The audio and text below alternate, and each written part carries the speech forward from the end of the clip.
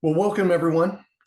Thank you for your interest in KONICA Minolta, Southwest Automated Security,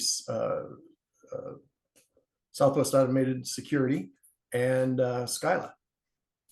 We're going to be talking today about modern gun detection solutions and the importance of actually detecting weapons in today's society.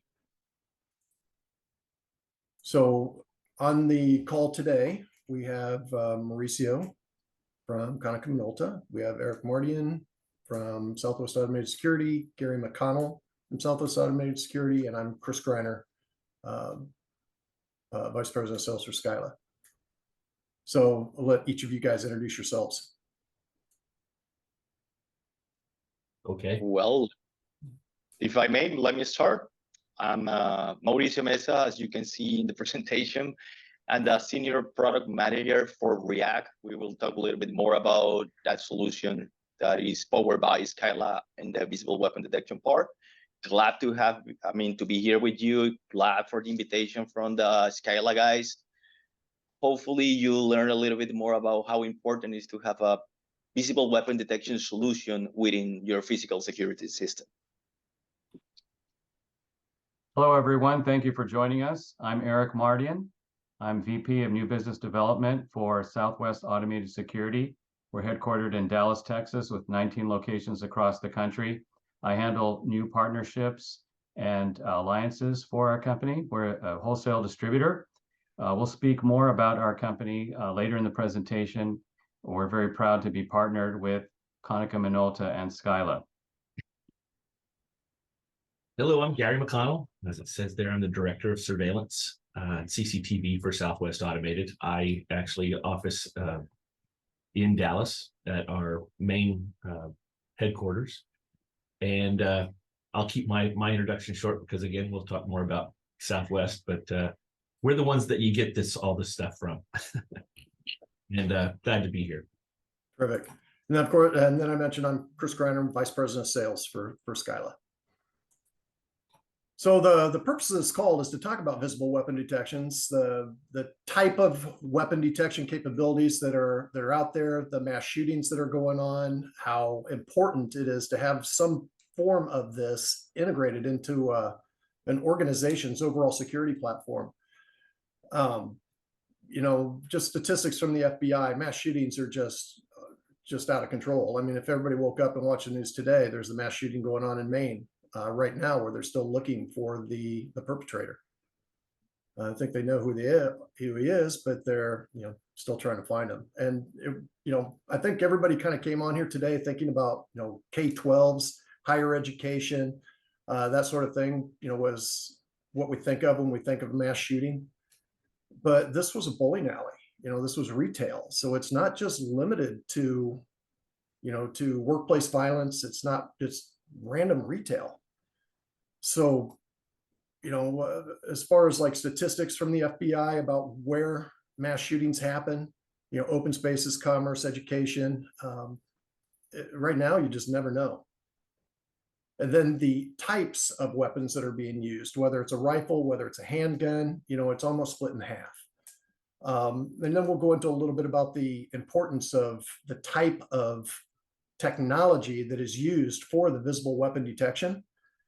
Kind of the difference between analytics that are just a rules-based pixelation change versus, which some of the solutions on the market are, versus a true neural network, a true AI, both supervised and unsupervised learning that processes and analyzes much like your brain does. And we'll go into the difference about why our technology is better than those other technologies. So I think we all know we definitely have a need for it. The question is, how do people detect weapons? Traditionally, there's basically 4 methods. There's the human detection, where somebody sits in a security operations center, they watch a video wall. It's not very effective. It's almost impossible for a human to watch 4 or 5 cameras for 4 or 5 minutes before we start missing things. Then there is the metal detectors, and that's fine. Metal detectors work. We're all familiar with that technology.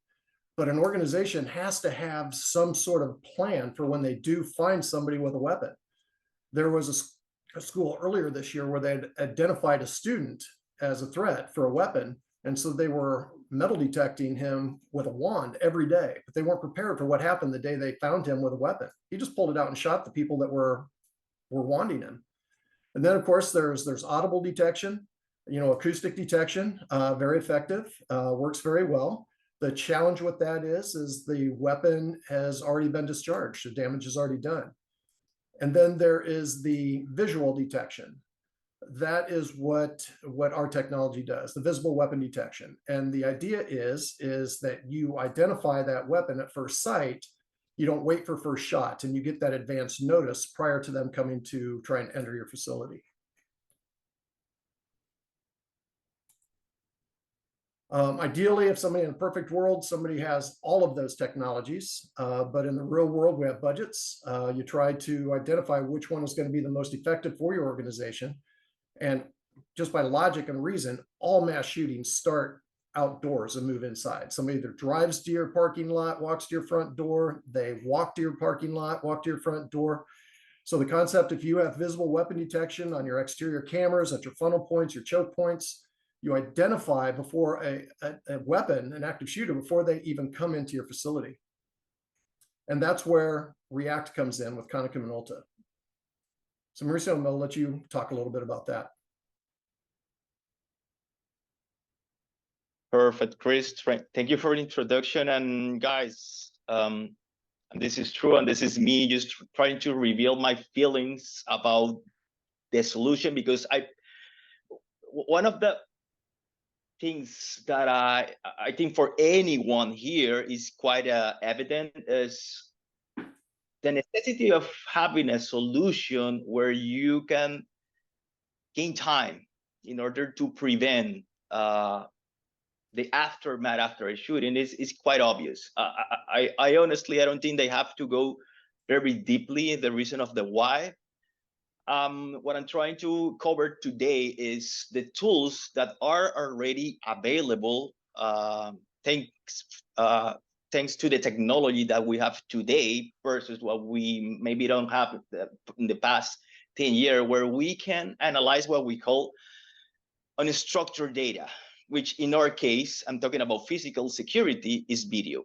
And that's one of the reasons why React as an orchestration AI model solution platform came across. Just to put you in context, React is not just visible weapon detection algorithm. It's a little bit more, where we also carry another AI analysis, starting from facial recognition, slip and fall detection, LPR, integration with access control. And that's the whole idea, because part of what you want to do, and going back to the visible weapon detection, is when a gun is detected, when a rifle is detected, when a shotgun is detected, what to do. At the end, what we're trying to convey here is gain time to either deter the possible assailant that is trying to enter. As Chris mentioned, normally I don't recall any mass shooting where everything start inside, always start outside and then just come over the place. So in that moment, you have seconds in order to activate any protocol that you have. I'm pretty sure it will vary depending of the vertical that we are, let's say vertical that we are targeting in. Either it's a school or a manufacturing facility or a worship place. It varies, but at the end, what you are trying, or your major goal, is to deter the situation and avoid casualties. That's the whole point. And as you can see in this slide, and as I told you before, we can utilize information coming from cameras, in our case, video streams, but also another source of streams that can be, as I told you, audit analytics, facial recognition, either databases where you have records or person when you recognize their face, and basically do a cross match in order to store in an automated way whatever protocol we want to store. Chris also mentioned in the previous slide that one way is to have a person just, I don't know, watching 16, 32, 64 cameras all the time, trying to see something.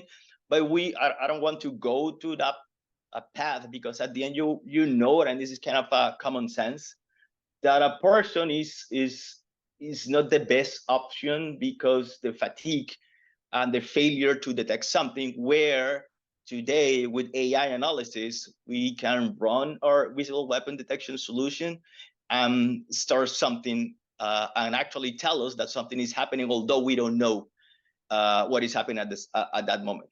Okay, I'm gonna give you a second just to think about it, and just Chris, just open that slide to explain, not explain, but just go along with what we saw.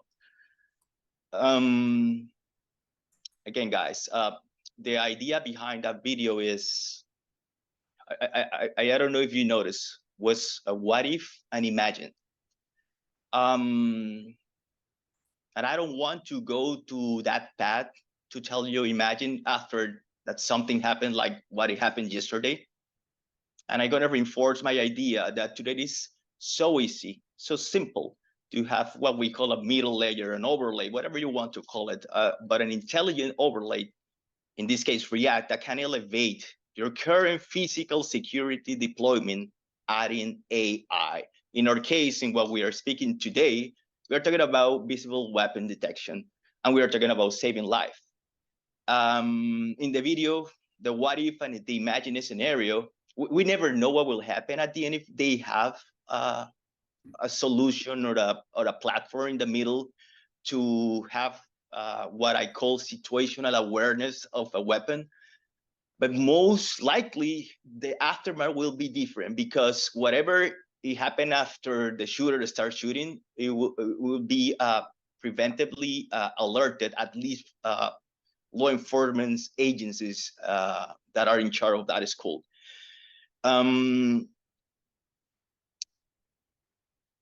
Video is what we call unstructured data. With AI today, that unstructured data, we can give it a structure. And this is what we are doing. We are analyzing real time what is happening, in this case, visible weapon detection, thanks to a Scylla algorithm. That's the reason why we are partnering together, because it's the best algorithm that we test.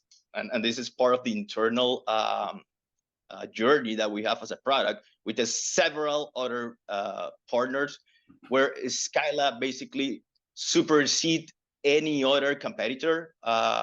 And as today, I can tell you easily that in the conditions that we request in order to have a good visibility with no occlusion, it reached 99.6% of accuracy, which is a lot. And also the detection is as fast as 2 seconds. I haven't seen anything slower than 8 seconds. So again, going to the same idea, we have a solution that gains seconds in order to interact with your physical security system. What you see over here in the graph that I'm showing right now is, yes, we have unlimited models that we can mix and match, then create whatever action that we want. Open a barrier, close a door, interact with access control system, send you an email, send a message to, I don't know, unified communication solution like Teams, Slack, or whatever, and talk with any API that exists, like for a public address system, just to, I don't know, put a warning saying that it's a possible asylum on the place, and even generate automated calls to law enforcement agencies, send it to your VMS. Guys, basically do whatever you want to do according to your specific needs. Next one, Mr. Chris.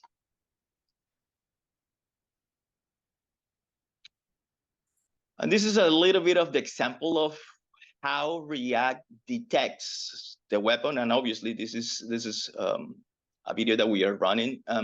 Normally one of the most straightforward solutions that people are asking to us is, hey, can you send me an SMS or an email or both when a person is detected carrying a gun in places where they're supposed to basically carry a gun and just expose that gun, because I know in several states we are allowed to have guns, but in a holster and under certain restrictions. So the whole point, and this is the reason why this visible weapon detection is, and Chris can explain a little bit further about that.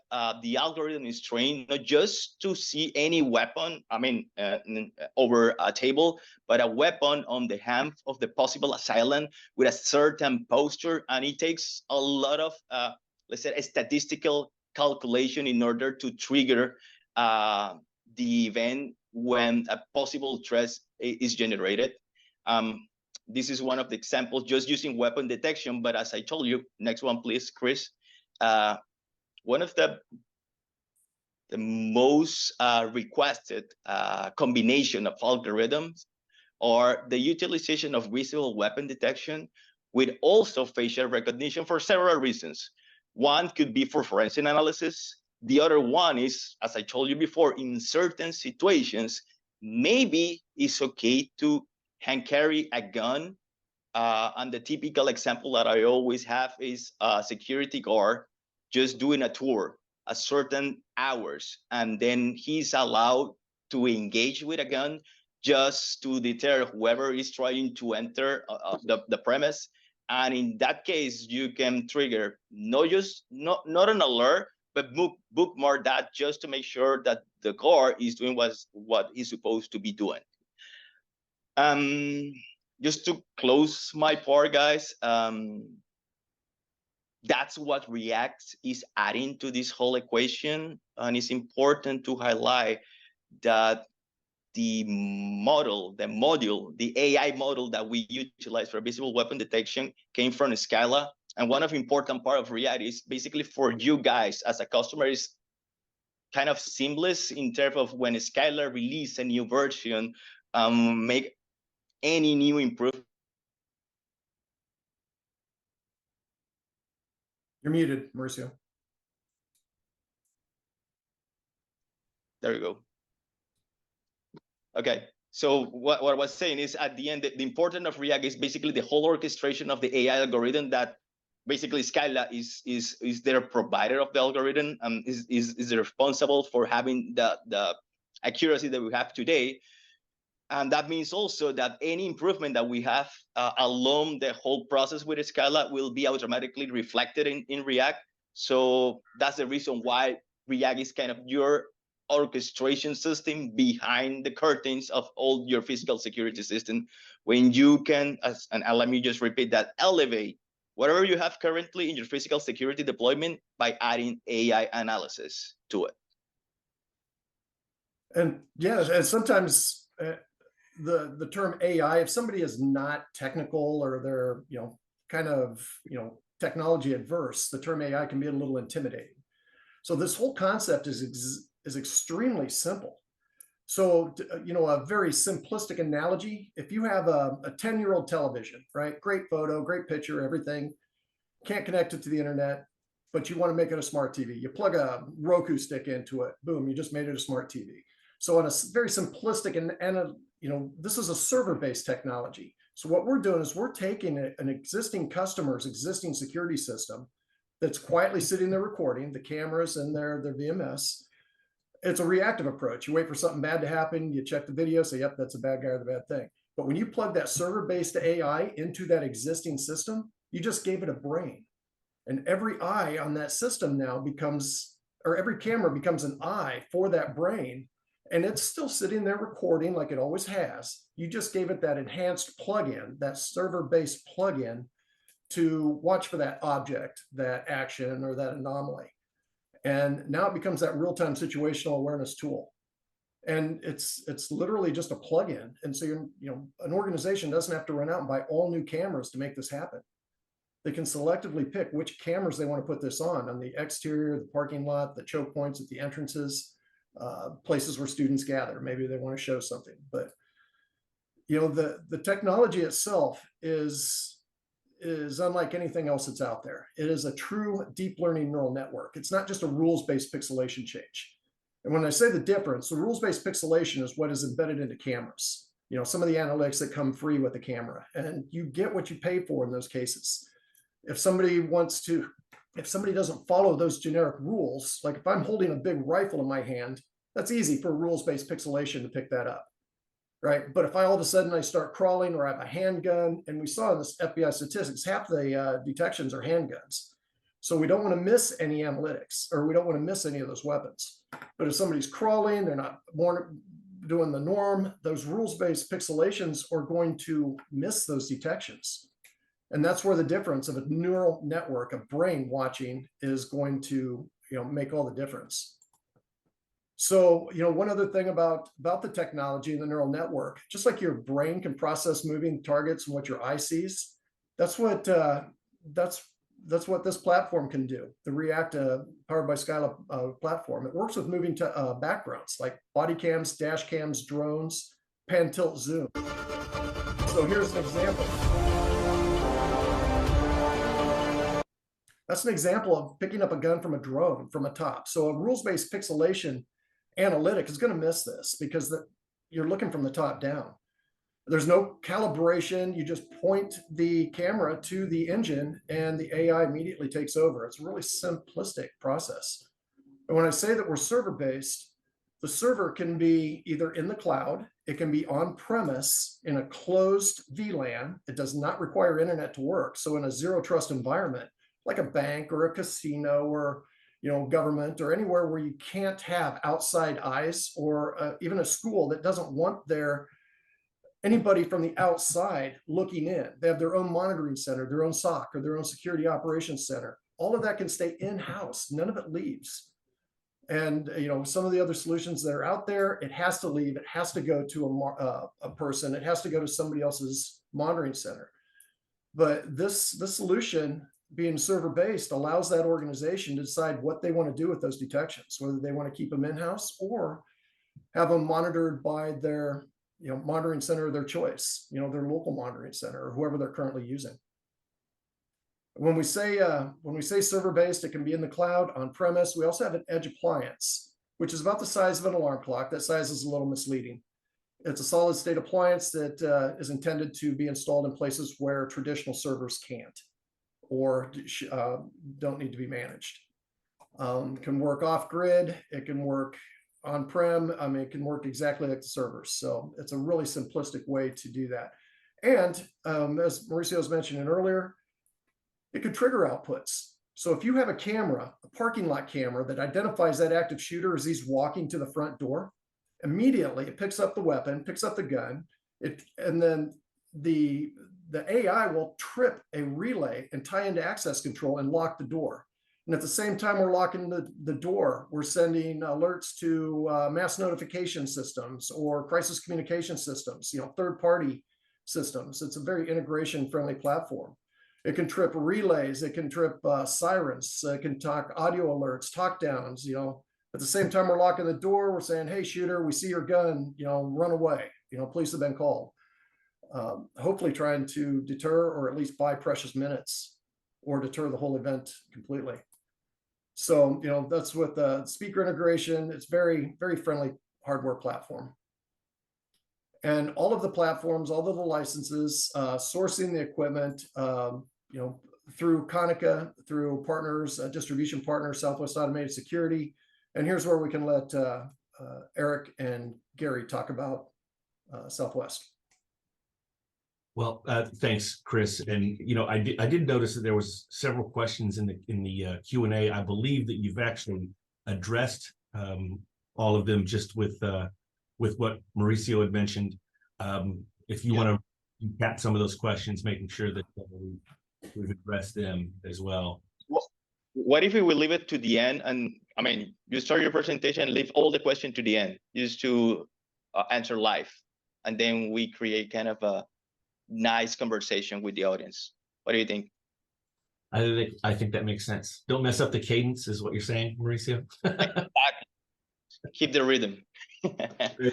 Well, Southwest Automated is a national distributor, proudly representing Scylla, as well as one of the KONICA Minoltas that line the robotics cameras. Scylla being such a unique and it's a unique product, but what it offers and what I think that maybe Chris is a little mean. He's probably bursting at the seams wanting to tell you how just absolutely awesome this is at every turn. But I will say, just for our purposes here, we deploy cameras not only just with our customers, but every one of our facilities are well monitored and maintained by our employees.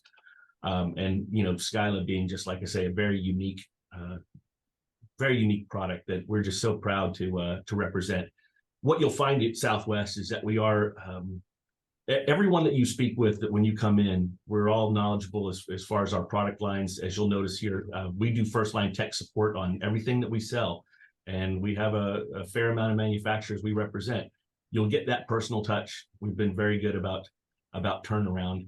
I'll let Eric kind of speak to some of the other aspects of what he does and what he's bringing to the table as far as Southwest goes.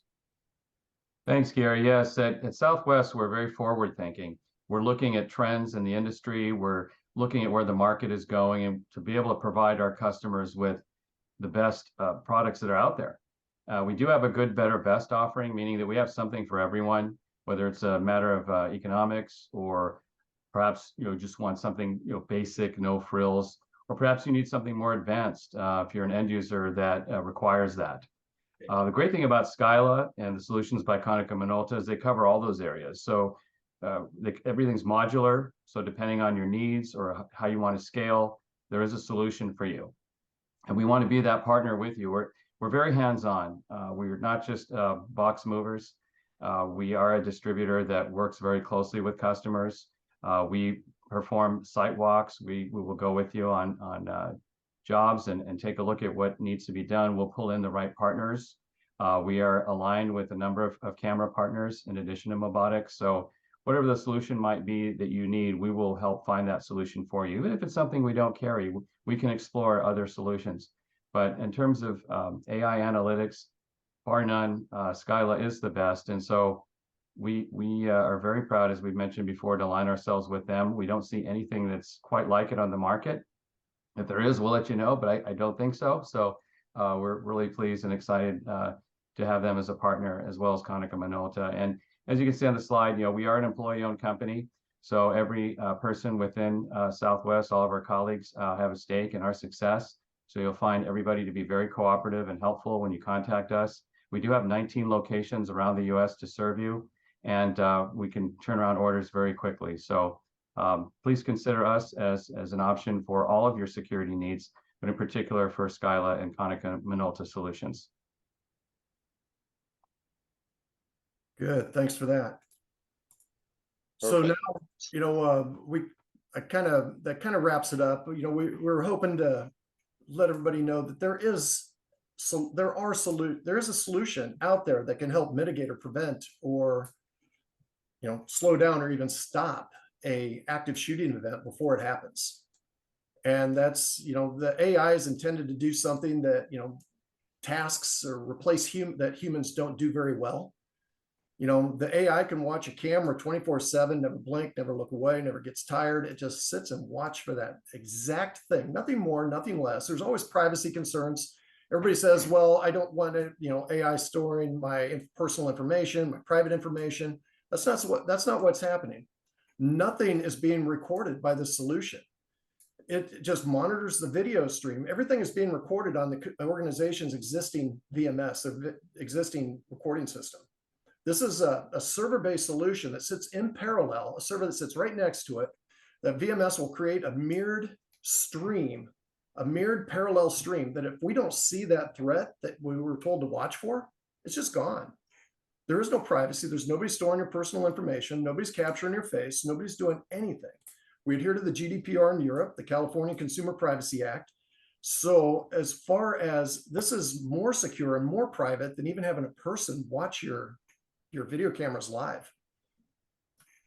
If we don't see that object, we don't see that weapon, we don't see that threat that the AI was told to watch for, it's just gone. It's definitely affordable. It's sold on a subscription basis. The licensing or software as a service. If there is a, a public entity like a school or somebody that's, procuring with a grant, they don't know what a future budget's going to be, we can give a perpetual license and do a sale, capital expense versus that operating expense. So it all depends on your budgets and how you choose to procure. So we can address and support virtually any customer, anybody's needs or their requirements. I don't have visibility to any questions, so I don't know if there are any. I see the question over here. If you want, I can just read the question and start answering live with your help, guys. Sure. So I have here Steve Healy. So first question is, if the gunman had a handgun in his hand, would it still have been detected as well as the AR? Thanks. Great video. I can cover that. You can cover that, Chris. Go ahead. Okay, the answer is yes. So it can detect, basically what you have there is two different profiles guns where most likely the AR will be detected first because it's a bigger gun. I don't want to go to the technicality, but one of the key parts of the detection is what we call the pixel per feet in the image. And this is pure optics of the camera. So what will happen, remember that the detection occurs between frames. He will, maybe one of the detection will see the AR and the other one will see the gun, but anyhow, it will detect it. So no problem at all. Yeah, when we detect a weapon, we don't just detect on the probability that a gun is a gun. We also ID whether the probability of violence.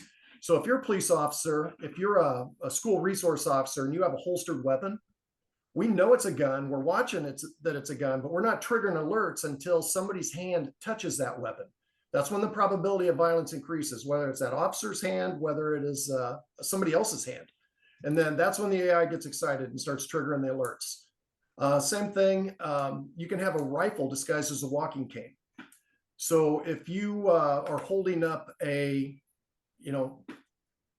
we'll also trigger the alert based on the pose or the position. So if you have a walking cane held up in a prone shooting position, the AI will look at it and say, we know it's not a rifle. We know that's not a shotgun, but that's a threatening shooting position.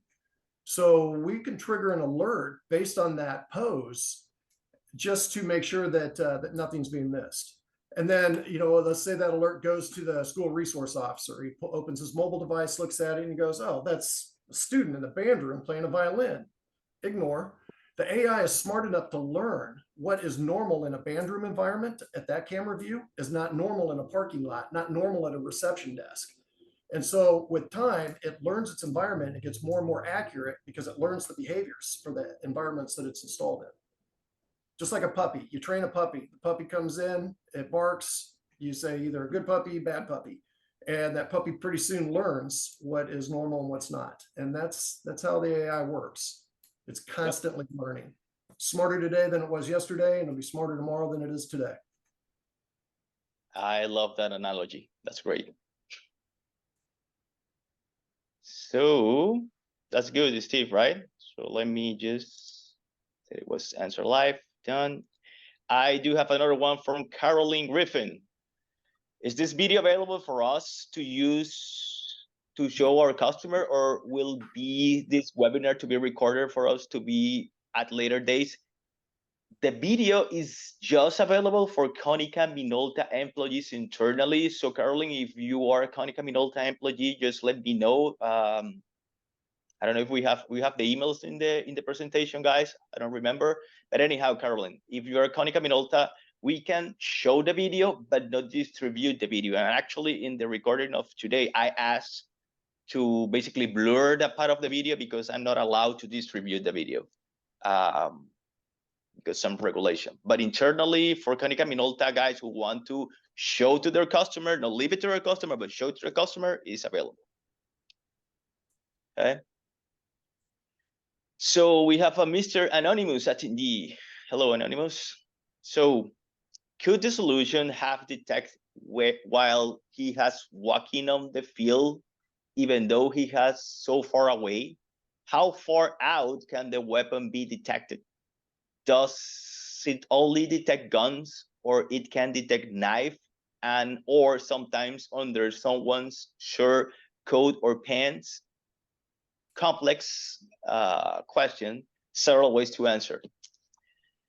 So let me just divide the question. So far away, how far away it can detect, and this is part of the first question that you guys throw at the beginning, is we need some amount of pixels to basically distinguish if we are watching a gun or a cell phone or my speakerphone. And basically that's how the AI model is trained. And part of the answer from Chris previously regarding that we can retrain the algorithm, meaning that we can make it even more sensible, and basically decrease that threshold that we have today in terms of pixel density. Yes, this is something that for you as a customer will be seamless when we have an improvement, because it's part of the proposal and the reason behind the AI models. AI models today, what it can achieve is, versus the traditional analytics pixel base, is they can be improved over time and learn. That's one of the key elements. And again, going back to how far away, it also will depend on the type of camera that you're utilizing and the resolution, right? So obviously a camera that is just VGA, you will be able to detect gun, but you have to be closer to that camera, right? So maybe that's not ideal to have an early detection system where if you have a full HD camera, a 3 megapixel, 4 megapixel, 5 megapixel, 4K camera, right? 8K, then you are being able to see the camera further away. And then if you go to the PTC and you have 30x zoom ratio, and actually have some calculation that I do every single day, we can reach thousands of feet depending on how close is the angle of the gun. So basically, there's no restriction in that regard, as long as you comply with the minimum amount of pixels that you can have to detect a gun. Yeah, the better the camera, the better the result. You know, just like it's computer vision. So, you know, we're not detecting concealed weapons, right? We're detecting what can be seen, what is visible. So if your eye can see it, your brain can process it and tell that there's enough of that gun that's actually a weapon. That's how the AI works. And, you know, kind of, if you like to, I like analogies. So if you have, you know, just what your eye can see, you can see out a certain distance. But if all of a sudden you put on some glasses, you can see better. You put on binoculars, you can see even further. You put on a telescope, you can go even further. I mean, we can go out, you know, miles with the right camera. But a normal average consumer grade 4K camera, about 50 yards, you can do a small object detection like a handgun. A 720 HD camera is the beginning. You can go about 20, 25 feet before it starts to pixelate. And that's what you'd expect on a low quality, you know, entry level camera. So everything in between, the better the camera, the full 1080, you start increasing the megapixel, you start getting better ranges. So you know, had there been a little bit better quality camera in that parking lot, absolutely, we could have saw the weapon in his hand as he was walking, you know, 50 yards away, walking to the facility. And pick that up with an incredible degree of accuracy. Exactly. And also part of the same question is, can we only detect guns or can we detect knife? The answer is yes, we have it in the algorithm, the knife part, but at least from React side is kind of hidden and it's just by demand. One simple reason, and correct me if I'm wrong, Chris, doesn't reach the same accuracy of gun just because it's a little bit trickier to detect knife, because several other objects that are not knife looks like knife. So it's part of the improvement of the algorithm. But if you have situation, and actually I do have several POCs mainly for jails where the knife detection is something that they want, although the accuracy is not as higher as a gun detection. So if you have a case, we can test it. So there is a trade-off. Yes, we can do knives, but there's a trade-off. You're going to have more false positives. And so that's one thing about our technology. We're not only going to tell you what it can do, we'll tell you what it can't do. The limitations, the capabilities, everybody understands that range. Everybody knows exactly what to expect. And then everybody can plan accordingly for their security strategy. Lots of things can be a knife, a pen, a stabbing instrument, a small pen knife. Those are a little bit more challenging. But yes. The other part is, can we detect when someone can it detect knife and or something under someone's shirt, coat of pants? I mean, it's visible weapon detection. If I, for example, I have a gun over here, I mean a replica gun here, and you cannot see it, right? So again, it's visible, is whatever you can see, we can detect. That's ideally, we would like to see at least 50% of the gun to reliably tell. So if somebody has a handgun tucked in their belt or in their pants, if we can see at least half that weapon, we can identify it. And it's kind of treated like a holstered weapon. So we're going to detect that weapon as soon as their hand touches it. In many states, you can legally open carry. You can even turn the sensitivity down on or up on this. So we can detect the holstered weapons if somebody really wanted that. But again, there's the trade-off. You're going to get more false positives. So we can adjust, we can fine tune. The system goes out with that sweet spot, and then it can be tweaked up or down depending on the environment that it's going into. Okay. So other question, can the solution be added to the customer current security system? The answer is yes. What are the requirements we need to confirm the customer in order for the solution to be added? Mostly it will rely on the GPU power. We need a certain amount of GPU power in order to be detected, at least 6 gigs of GPU power, and we're good to go. But actually, and now I remember one thing, and this is for the KONICA guys. Let me just throw a small program that we launch. We do have every single Thursday at, I think it's at 2 p.m. every single Thursday, kind of an office hour where you can ask me or part of my team question regarding React. So you have a very specific question, please, KONICA guys, you can even attend by yourself and invite one of your customers in order to have a Q&A session. So actually today is the first day. So if you want to attend later, perfect.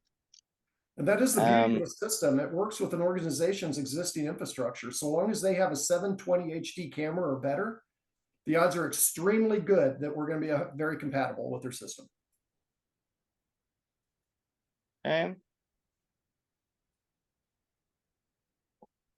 What is the accuracy rate? I think I already mentioned. We basically have a accuracy of 99.6% as today, right, Mr. Chris? So it is, if you sit down, and again, we'll tell you what we can do, we'll tell you what we can't do. But when the engineers sit down and they can't do the math, and you just lay weapons out on a table, millions of weapons, right? Millions of images. We do the math, we're 99 point a whole lot of nines accurate in telling you whether something is a gun, a weapon, a handgun, a rifle, a shotgun, tell you the difference.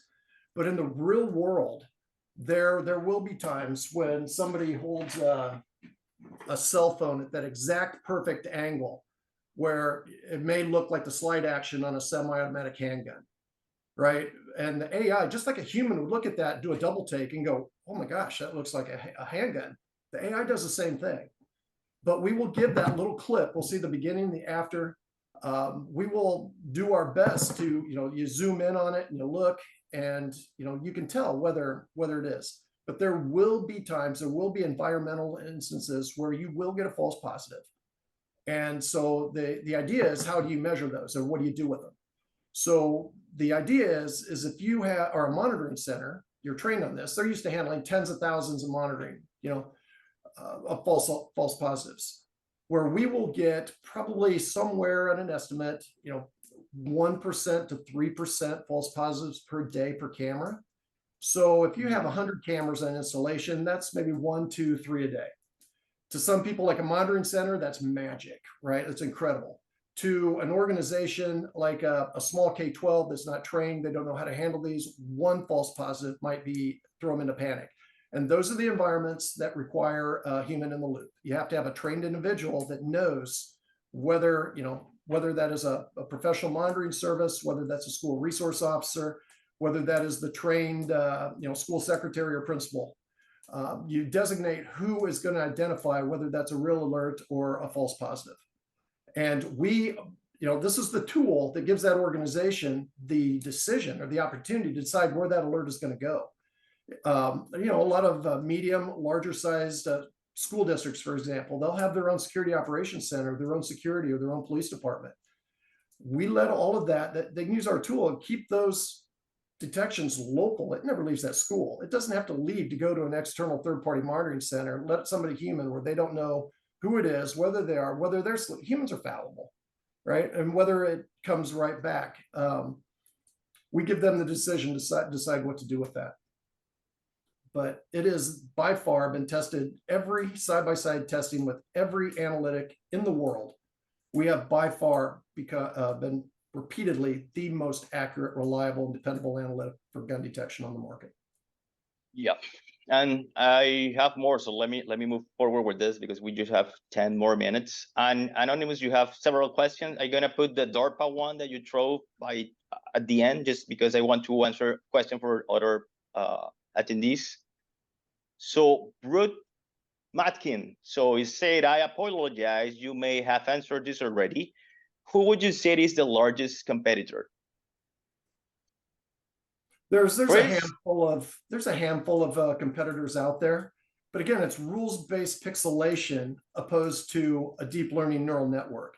And everybody that has vetted these solutions, the rules-based pixelation is like going to Harbor Freight and buying your drill.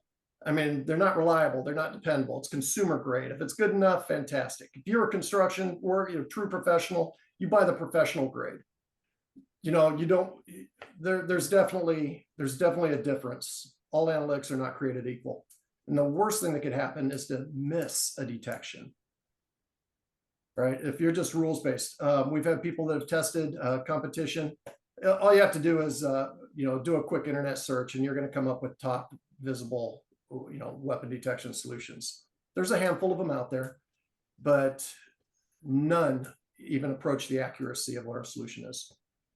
And actually, we as in KONICA Minolta, part of the product creation, we test several of those.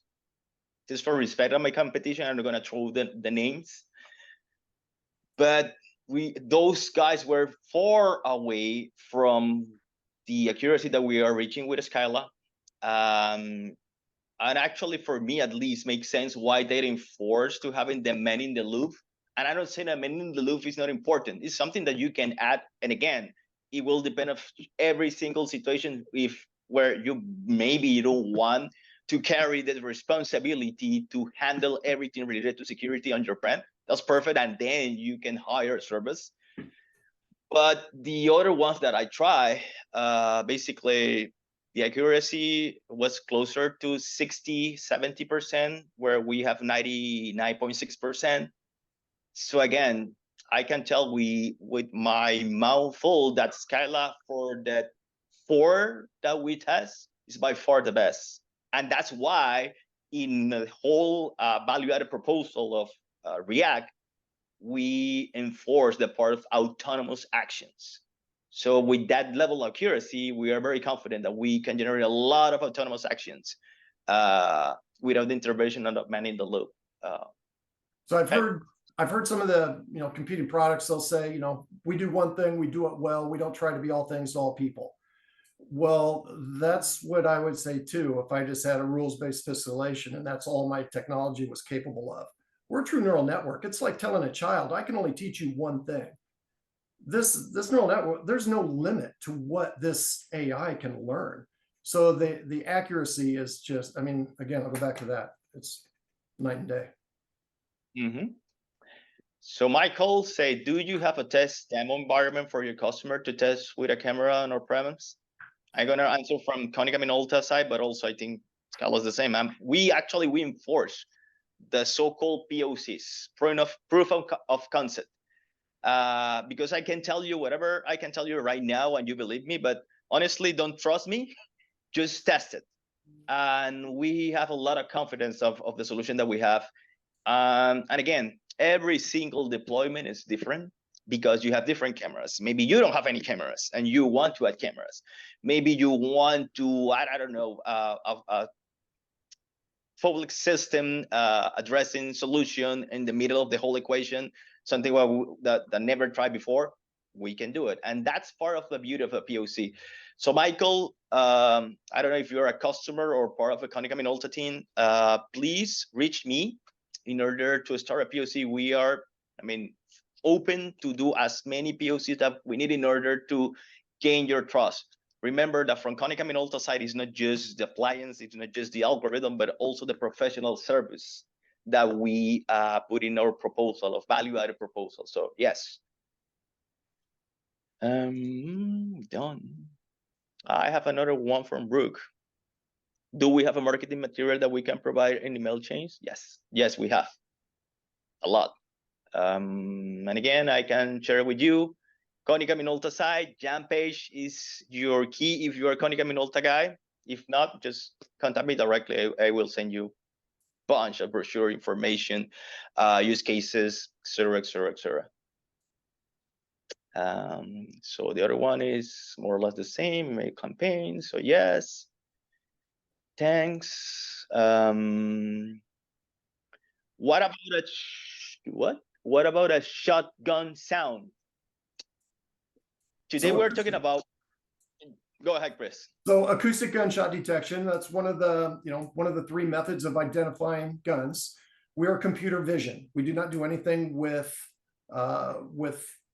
gunshots, but we are a very integration friendly platform, and we have a partner that does that, acoustic gunshot detection. So yeah, our solution, this engine does not do it, but we do have the capability to integrate with those platforms that do. Yeah, and actually we already test some of solution for gunshot detection. But again, not for me, but in general, that doesn't qualify as an early detection system, but actually can be complement the whole system when, I don't know, you cannot avoid that the person already start shooting well, at least with the sound also, and the video, you can look at live track and trace of the person who is shooting at the end. So on the React, that's also part of the orchestration of React, where we can include together with weapon detection, that solution to complement and make it a little bit more robust for whatever application you have. So that was answered live. Okay. Again, anonymous, but this is short. Can we get tested on IPVN? I believe this will raise awareness and confirm the claim accuracy. Yes. Two things. Actually, we already in KONICA have a interview from IPVN. Actually, we have 3 interviews. Phase 1 is already live on IPVN from KONICA vision from the upcoming years. That's one. We also did a whole presentation to IPVN of React. So it's a coming. I don't know exactly when. I think it's in November. I will keep you posted, guy. And I think, and normally what they do is, yes, they test it using, our resources. Now, after that, normally what they ask is to do a test by themselves. So that is coming, and you will see in IPVN sooner than later. We encourage that. So, that's up to IPVM, but we are encouraging it and fully support it. Looking forward to it. This one is tricky. Miljan Jokanovic. If attacker carries 2 guns and doses 1, will it still be recognized as an attacker? Yes. If we see a weapon and it's in their hand, I don't care if you're holding 1 or 10, we're going to trigger that alert. The second we see that first weapon, that alert is triggered. We don't sit and wait and say, only tell me when I see 10 guns in a view and I only see 9, so we're not going to trigger it. So 1 gun or 10 guns, it's alerted. Yep. Actually, for you guys, again, the ones who can attend the office hours today, I do have couple of tests more or less in the same line where I have 2 persons carrying different guns and just overlapping, and you will see one. Just with a difference of milliseconds, it detects one and then the other, and even have facial recognition at the same time. But I honestly, this computer, if I share it, pretty sure I will break it. And actually, that's another way to push you guys to access to what I just invite you for the office hour. Answer live. So we have Bert. Bert say once the service detect, does it contact local authorities? if you want that integration, yes. For example, one of the tests that I normally do when I do shows is I have an account. I don't know if you know Twilio. Twilio basically allow you to have SMS and generate IP-based voice, AI-based, what I can say, alerts. So in Twilio, I just buy, let's say, a virtual number. And every time that in my test, what I do is a rifle was detected. I don't have the person in my database, so mean is recognized as unknown, then React just triggered automatically a call that can be a local authorities. Or even though local authorities normally have a whole law enforcement solution system that they can communicate to any API. And we can either not just call, like physically call, but also generate the event directly to them and then start the whole protocol. So yes, this is the whole part of it. Integration as fast as we can and generate the events as fast as we can to gain time.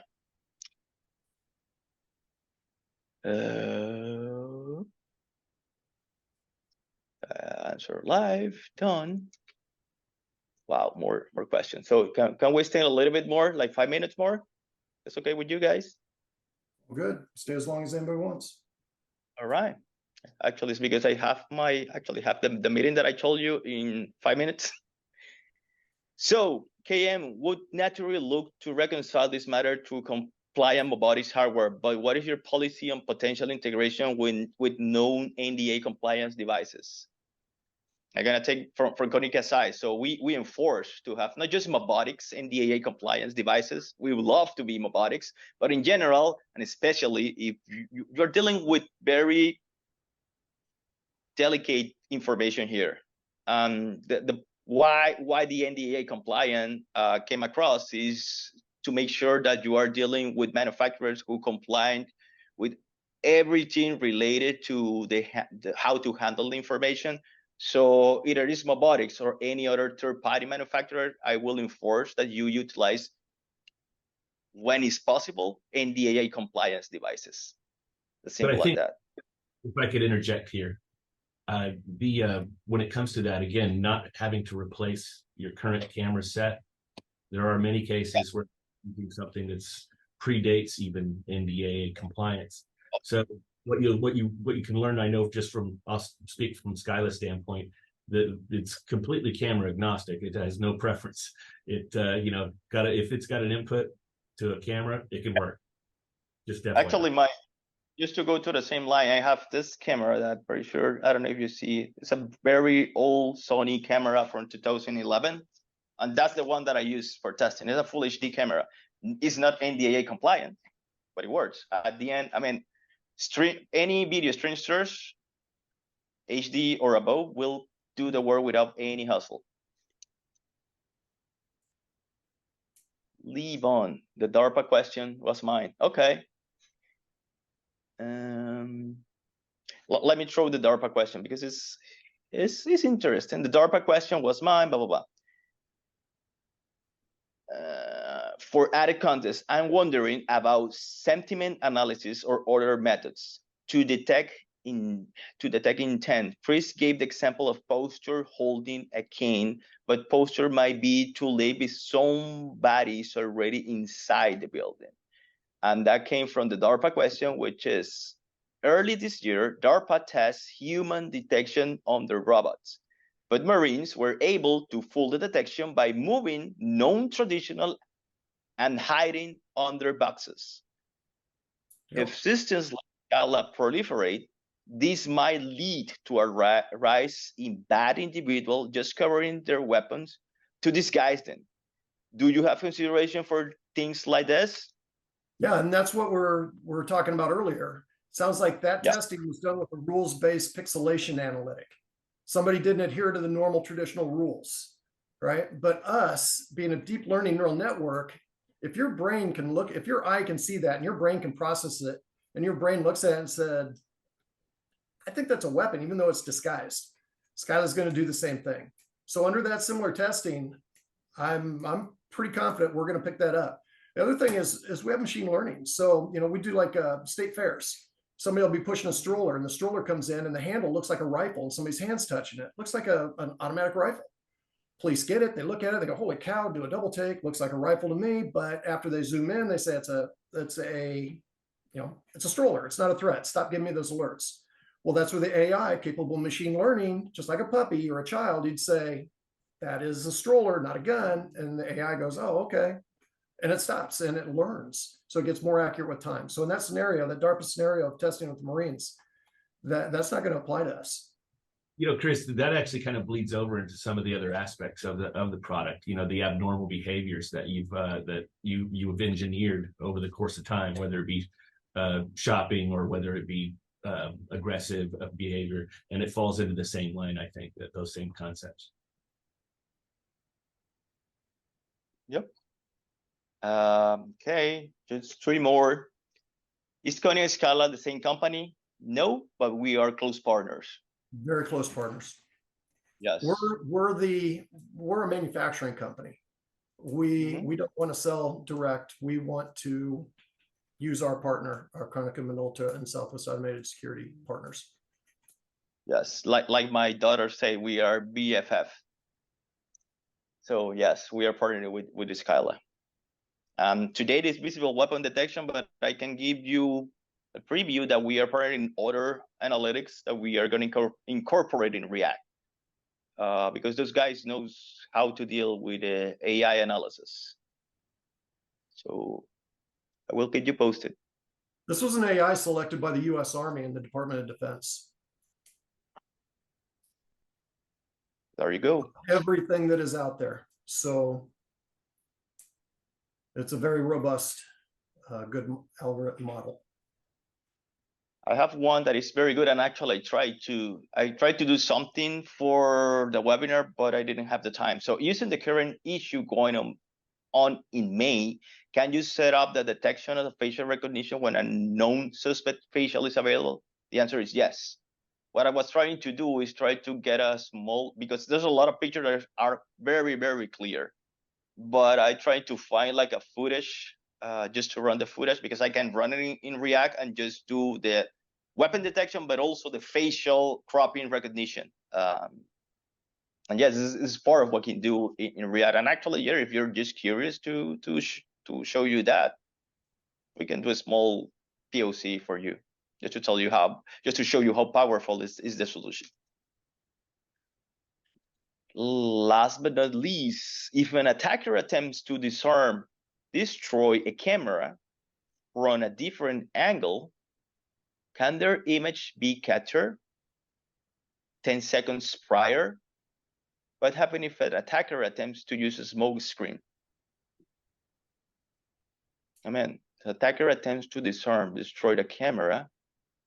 So you can detect if somebody is tampering with the camera, right? If they shoot the camera, we got videos of people pulling out a gun, covering their face, walking up to the camera, shooting it to disarm it.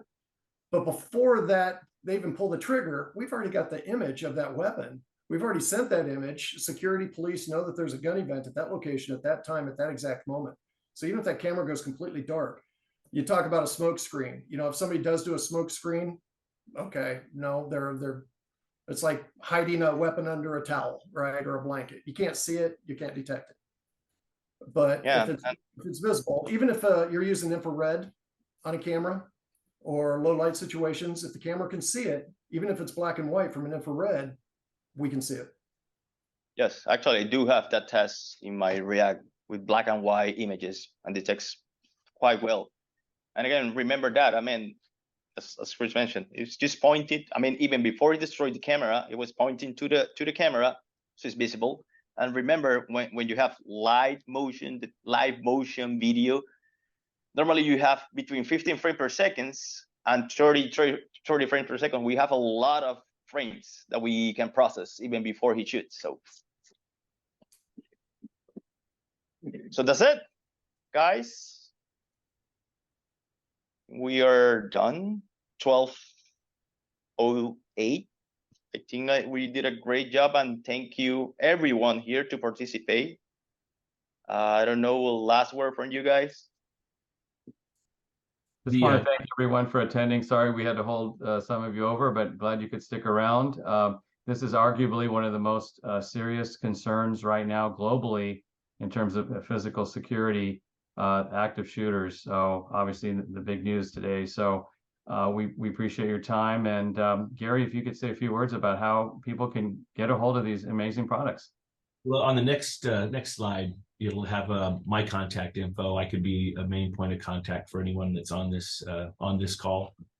That's my cell phone. That's the bat phone. Follows me everywhere. So feel free to reach out to me. You can also email us here at. Of course, there's my email, but you can also call 844 SAS CCTV.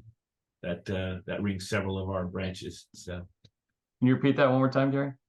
844-727-2288. Awesome.